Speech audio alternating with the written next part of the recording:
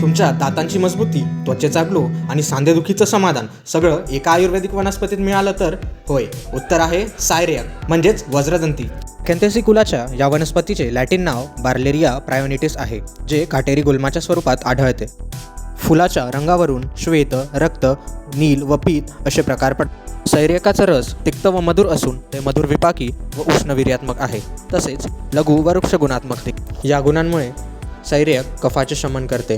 ते कुष्ठघ्न व केश्य असून कंडू, शोथ, कुष्ठ, व्रणचिकित्सा, दंतशूल, वातरक्त, वातज्वर, विषविकार, प्रतिशाय व काससारख्या रोगांमध्ये उपयोगी ठरते.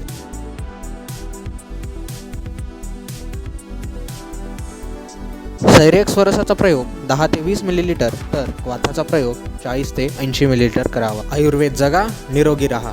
धन्यवाद.